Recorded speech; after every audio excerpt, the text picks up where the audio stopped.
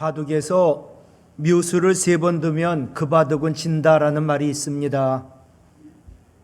묘수라는 것은 기발한 착상을 두는 걸 말합니다. 묘수는 기발한 착상으로 죽어가던 돌을 살리거나 전세를 역전시키기도 합니다. 근데 연속해서 묘수를 둔다고 바둑을 이기는 경우는 거의 없습니다. 지금 내가 묘수를 뒀다. 상황이 그만큼 위기였다는 말입니다. 위기에 몰린 뒤 묘수를 찾는 것보다 위기가 오지 않도록 처음부터 기초가 든든한 착점을 하는 것이 바둑에서는 더 중요합니다. 신앙은 더욱 그렇습니다. 위기가 왔을 때 하나님의 특별한 묘수를 구해야 하나 묘수만 반복할 수는 없습니다. 지금이 위기죠. 위기는 본질로 돌아가 새로워지라고 하는 하나님의 음성입니다. 위기 가운데 묘수를 구하기 전 신실한 예배와 말씀과 기도로 주님과 동행하는 신앙의 정수가 더욱 필요하고 중요할 때입니다. 디모데전서 4장 5절 하나님의 말씀과 기도로 거룩하여진다라고 말씀합니다. 우리의 모든 신앙생활의 중심 그리고 핵심은 바로 예수 그리스도 복음입니다. 오늘 말씀 첫 번째는 회개만이 나를, 우리를, 교회를 새롭게 합니다. 오늘 15절 말씀 보면 때가 찼고 하나님 나라가 가까이 왔으니 회개하고 복음을 믿으라 말씀합니다. 때가 찼습니다. 하나님 나라 가까이 옵니다. 첫 번째 할 일은 회개하는 겁니다. 또 예수님 제일 먼저 하신 말씀이 회개하라. 근데 회개하지 않습니다. 특히 바리새인들 회개하지 않고 하나님의 나라가 언제 오느냐고 묻습니다. 이 바리새인들에게 예수님은 누가복음 17장 32절에 로세초를 기억하라 말씀하시고 회개하라 하셨습니다. 회개하지 않는 자들에게 롯의 기억하라. 여러분, 롯은 의로운 사람이요 하나님 잘 믿는 사람이었습니다. 또한 롯의 처도 하나님 믿었습니다. 그런데 왜 롯의 처를 기억하라 그리고 왜 회개하라 말씀하셨을까? 첫 번째로 회개에는 예외가 없고 신앙적인 특권을 가진 자도 회개해야 구원받는다는 겁니다. 롯의 시대의 사람들 대부분 하나님 모르고 미신과 죄 가운데 살았습니다. 그런데 롯의 처는 시부모인 믿음의 조상 아브라함과 함께 하나님 고향 떠나라 말씀하시니 갈 바를 모르지만 하나님 말씀대로 고향을 떠났습니다. 아브라함이 가는 곳마다 하나님 앞에 제단을 쌓을 때도 이 롯과 롯의 처는 함께 했습니다. 남편 롯이 잡혀갔으나 하나님 도우심으로 숙부 아브라함에 의해 구출되었을 때 하나님께 감사를 드리며 감사의 눈물을 흘렸습니다. 참 믿음이 있는 것 같습니다. 소돔성에서 풍요로운 생활하다가 소돔성 멸망 직전 천사에게 이끌려 소돔성을 탈출하는 은혜까지 받았습니다. 그러나 뒤돌아보지 마. 하나님 말씀에 순종하지 않았습니다. 그리고 뒤를 돌아봄으로 소금 기둥이 되어 그 자리에서 죽었습니다. 롯의 처를 통해 롯의 처를 기억하라. 예수님 무슨 말씀하시는 걸까요? 신앙적 특권만이 구원을 받는 게 아니다. 우리가 신앙생활 오래 하고 교회의 직분을 받았어도 회개하지 않으면 안 된다는 겁니다. 또한 롯의 처를 기억하라는 말씀은 아무리 작은 죄도 죄라는 사실입니다. 여러분, 롯의 처가 범한 죄가 뭡니까? 창세기 19장 26절에 롯의 아내는 같이 읽을까요? 뒤를 돌아보았으므로 소금 기둥이 되었더라. 여러분, 뒤돌아본 게 무슨 죄입니까? 뒤를 돌아봤는데 왜 죽습니까? 아주 작은 죄 속에 우리의 많은 죄가, 숨겨진 죄가 있음을 우리는 알아야 합니다. 롯의 처가 뒤를 돌아본 것이 무슨 죄일까? 첫 번째는 세상을 사랑한 죄입니다. 지금 롯의 처 몸은 소돔성 밖으로 지금 나가고 있습니다. 그런데 마음은 소돔성에 두고 온 세상 물질과 세상의 즐거움에 있었기 때문에 뒤를 돌아본 겁니다. 야고보서 4장 4절에 보면 세상과 벗된 것이 하나님과 원수됨을 알지 못하느냐? 그런즉 누구든지 세상과 벗이 되고자 하는 자는 스스로 하나님과 원수되는 것이니라. 여러분, 우리가 세상 나가 벗되어 살다가 죄 가운데 살다가 주일날 한 시간 예배 드린다고 우리에게 구원이 영원한 거 아닙니다. 예수 잘 믿는다면 그렇게 하지도 않을 겁니다. 요한일서 2장 15절, 이 세상이나 세상에 있는 것들을 사랑하지 말라.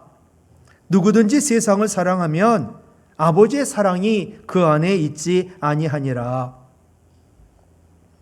예수 믿는다고 하면서도 자꾸 뒤돌아봅니다. 자꾸 세상께 좋습니다. 세상에 있는 것들 사랑합니다. 하나님보다 돈을 더 사랑합니다. 이것은 엄청난 죄입니다. 또한 롯의 처가 지은 죄가 불순종의 죄입니다. 뒤돌아보지 마. 그런데 불순종했습니다. 설마 소돔성을 멸망시킬까? 설마 뒤돌아본다고 내가 소금 기둥이 될까? 설마 선악과 따먹는다고 죽겠나? 여러분, 설마라는 불신앙이 우리를, 사람을 자꾸 죽게 만듭니다. 세 번째, 롯의 처는 죄에는 심판이 따른다는 것을 보여줍니다. 롯의 처에 대한 심판? 뒤돌아보지 마. 뒤돌아봤어요. 롯의 아내는 뒤를 돌아보았으므로 소금 기둥이 되었더라. 이게 하나님 심판입니다. 롯의 처에게 생명 주신 하나님, 눈 깜짝할 사이에 그녀의 생명을 거두어 가셨습니다. 죄의 행위를 저지르는 그 순간에 절명했습니다. 그러므로 회개의 순간조차도 갖지 못하고 소금 기둥으로 죽었습니다. 여러분, 지금 내가 살아있어 회개할 수 있다는 거 은혜 가운데 은혜인 줄로 믿습니다. 진정한 회개만이 우리를, 교회를 새롭게 합니다. 그런데 회개의 목표는 하나님 아버지의 징계의 매를 면하는 데 있는 게 아닙니다. 너 잘못했지. 매 안 맞으려고 잘못했다 하는 거 아닙니다. 물론 그렇다고 하나님 아버지의 징계의 매를 아무것도 아닌 양 무시하게 여겨라 라는 말도 아닙니다. 하나님 죄지어 징계할 때 우리는 잘못했다 고백만이 아니라 삶을 바꾸어야 합니다.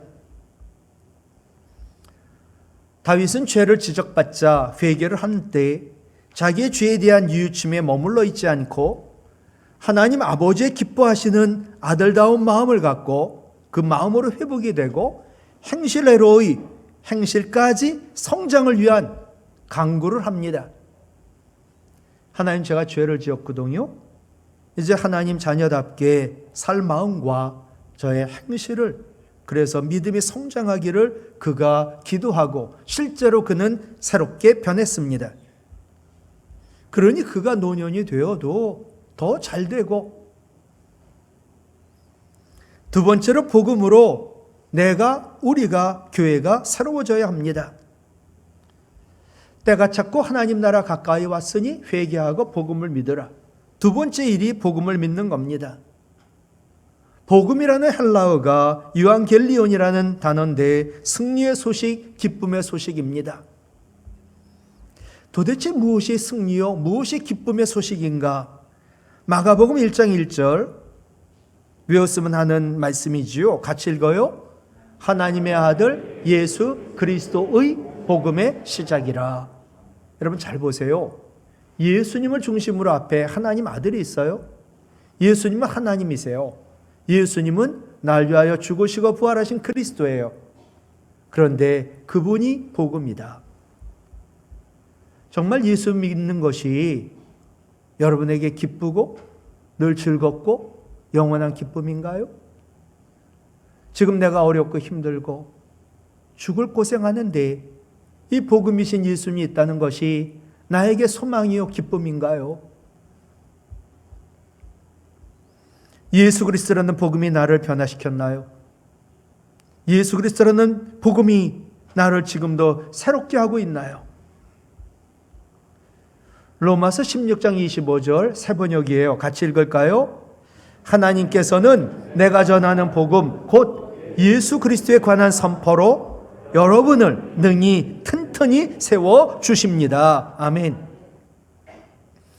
사도 바울도 마찬가지죠. 복음이 곧 예수 그리스도라고. 예수 그리스도가 바로 복음이라고. 우리를 죄 가운데 구원해 주셨잖아요. 근데 우리를 지금 하늘나라 가는 건 맞는데 이 땅 살면서 사탄 마귀에게서 우리를 지켜주시고 죄 가운데 지켜주시고 우리를 튼튼히 세워주는 것은 복음이라는 교리가 아닌 예수 그리스도라는 사실입니다. 예수님이 우리를 위하여 십자가 지시고 그리고 죽으시고 하나님 사랑을 확증하시고 우리를 구원받게 했음을 믿으시나요? 예. 로마서 5장 8절 같이 외워요. 시작. 우리가 아직 죄인 되었을 때에 그리스도께서 우리를 위하여 죽으심으로 하나님께서 우리에 대한 자기의 사랑을 확증하셨느니라. 아멘. 예. 지금 내가 어려워요. 내가 아파요. 코로나 바이러스 힘들어요. 직장을 잃기도 하고 사업이 안 되고 너무 어려워요.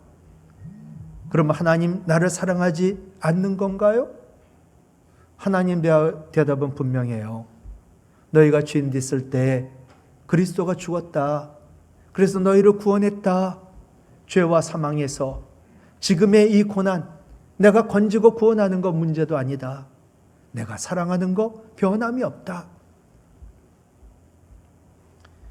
여러분 복음은 교리가 아닙니다.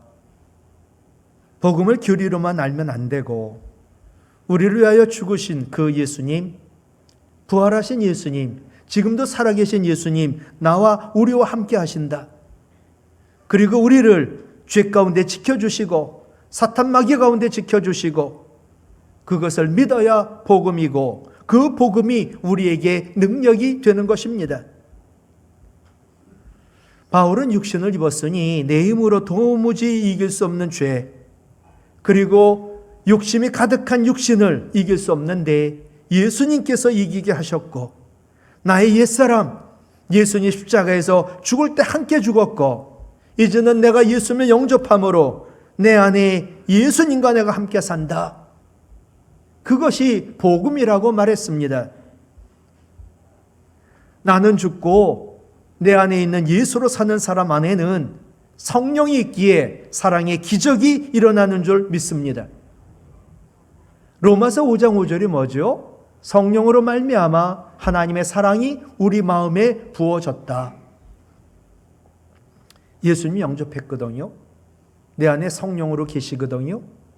나는 2000년 전에 십자가에서 옛사람 죽었고 이제는 내가 새 사람 되어 사는데 내 안에 있는 예수님과 함께 사는 겁니다. 근데 그 예수님이 성령이요. 성령으로 말미암아 하나님 사랑 부어졌으니까 우리에게는 사랑의 기적이 일어난다. 이것이 복음으로 날마다 새로워지는 거지요. 리 스트로벨의 하나님 은혜라는 책에 6.25 전쟁 중 미군 아버지와 한국인 어머니 사이에 태어난 혼혈 소녀 아이가 나옵니다. 이 소녀 서너 살쯤 엄마가 버렸습니다. 아이는 3년 4년 산과 들판에서 동물같이 살았습니다. 사람들이 이 아이를 해치려고 합니다. 그런데 더 나쁜 사람들, 불황아들이 7살 된 이 소녀 아이를 강간했습니다. 정말로 인생도 아니지요. 아이가 콜레라 걸려 죽게 되었을 때 고아원으로 보내집니다. 고아원에 있는 9살 때 갓난아기를 입양하러 온 선교사님을 만납니다. 선교사님이 이 9살짜리 소녀 아이를 보니 영양실조로 완전 말랐고 성격이 아주 나쁜 아이. 그 아이를 보자 이 아이를 입양합니다. 얼굴 모습 보니 불쌍하기도 하고 이쁘기도 하고 아이의 얼굴을 그리고 아이를 안아줬습니다. 이런 대접 처음 받은 이 아이 손을 뿌리치고 얼굴에 침을 뱉었습니다. 그것도 2번이나 그리고 도망쳤습니다. 그럼에도 선교사는 이 아이를 양녀로 입양하고 스테파니라는 이름을 지어줬습니다. 아이는 이분들이 자기를 식모로 사간다라고 생각했습니다. 그렇게 사는 어느 날 동네 아이들에게 얘기하죠. 이 미국 사람들 정말 웃긴다. 아직도 나를 일을 시키지 않는다. 내가 식모인데 정말 나에게 잘해주기만 한다. 그러자 동네 아이들이 말하지요. 스테파니, 너는 그 집의 식모가 아니야. 넌 그 집의 딸이야. 너 진짜 그 집의 딸이야. 진짜? 스테파니 집으로 달려가 그 양엄마에게 한국말로 외칩니다. 엄마, 내가 엄마의 딸이냐고. 말이 안 통합니다. 그래서 그 양엄마에게 미국 사람이니까 영어로 통역했더니 양엄마가 눈에서 눈물을 흘립니다.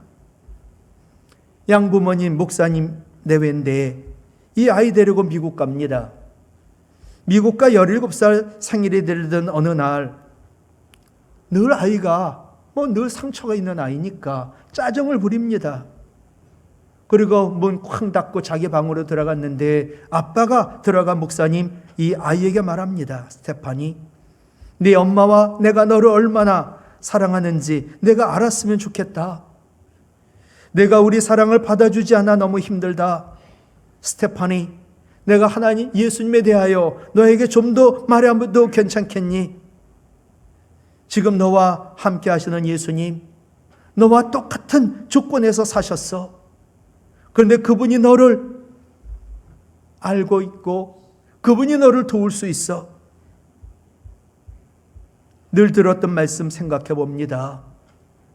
예수님도 버림받고 나도 버림받고 이 땅의 아버지가 친아버지가 아닌 것 똑같고 어려운 환경에서 살고 태어난 것 똑같고 사람들에게 조롱과 학대를 당하고 사람들이 죽이려고 했던 것 똑같고 그제서야 나와 똑같은 예수님 나를 이해하실 수 있겠구나 생각이 들었습니다. 그래서 스테파니는 기도했지요.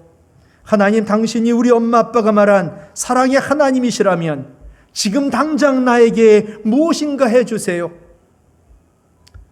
그러자 하나님이 정말로 이 아이에게 일을 행해 주셨습니다. 그 일은 바로 이 아이의 눈에서 눈물이 터지게 만든 겁니다.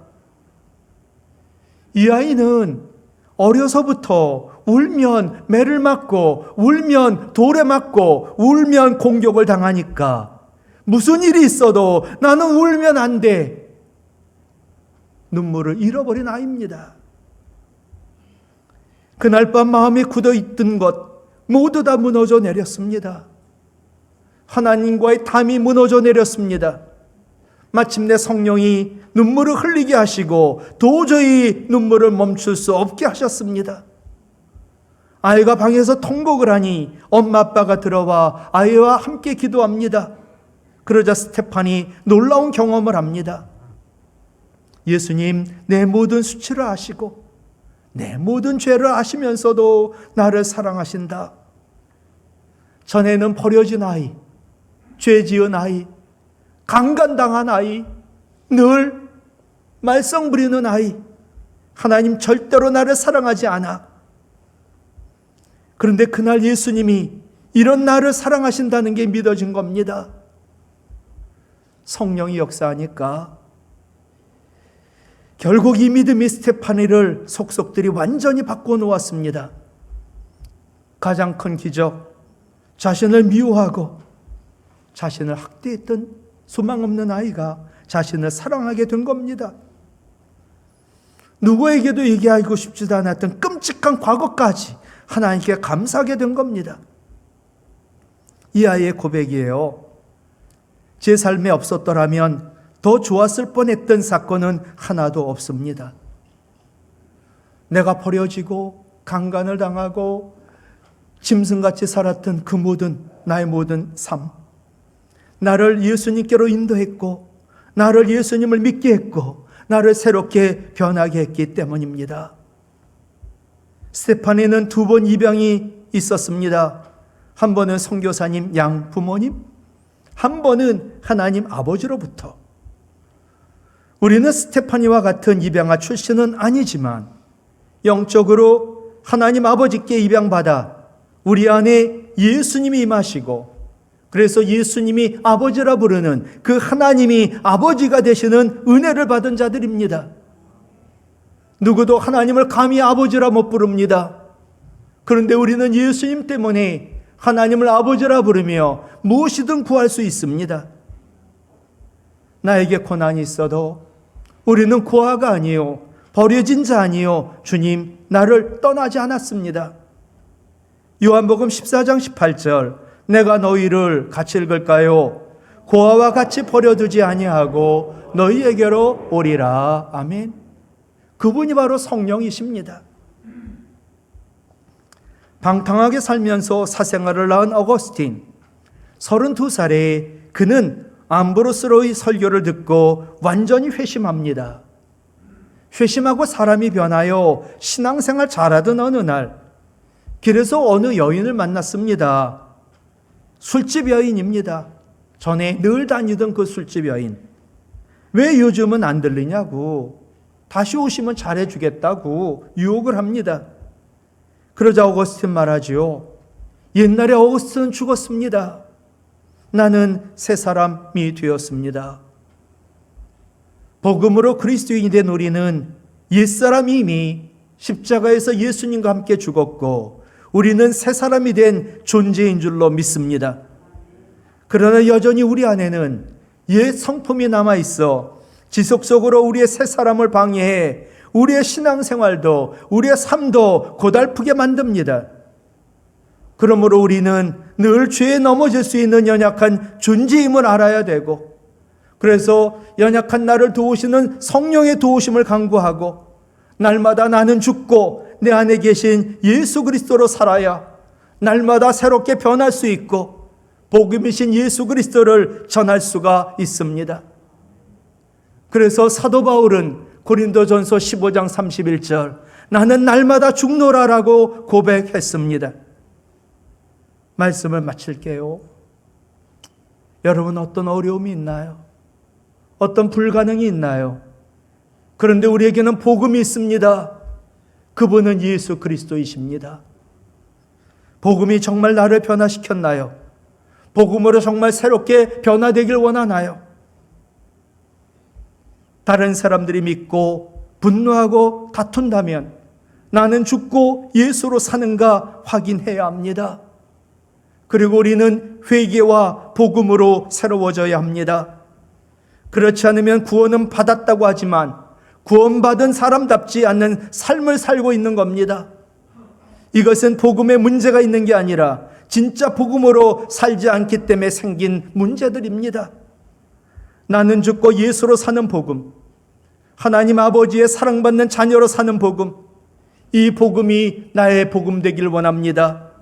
그래서 회개와 복음으로 날마다 새롭게 변하여 복음이신 예수님을 증거하며 사는 우리 모든 성도와 교회가 되기를 주님의 이름으로 부탁을 드립니다.